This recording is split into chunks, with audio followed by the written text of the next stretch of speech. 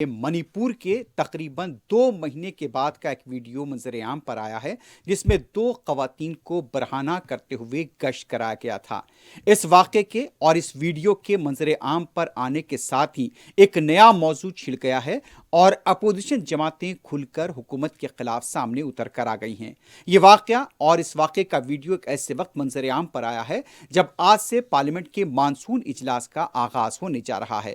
Opposition کی جماعتیں مسلسل اس بات کو لے کر زور دے رہی تھی کہ منی پور کے حالات پر پارلیمنٹ میں مباحث ہونے چاہیے، اور اب ایک ایسے وقت جبکہ پارلیمنٹ کا اجلاس شروع ہو رہا ہے، منی پور کا یہ ویڈیو منظر عام پر آیا ہے جس میں دیکھا گیا کہ 2 خواتین کو یہاں پر گشت کرایا جا رہا ہے برہنہ کرتے ہوئے۔ بعد میں یہ پتا چلا ہے کہ ان خواتین کو مقامی کھیتوں میں لے جایا گیا اور مبینہ طور پر ان کے ساتھ عصمت ریزی کی گئی تھی۔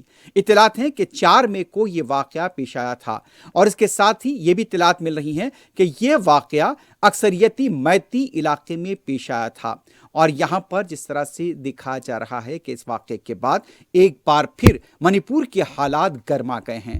ویڈیو منظر عام پر آیا ہے، اس کے ساتھ ہی یہاں پر احتجاج کی خبریں مل رہی ہیں اپوزیشن کی طرف سے۔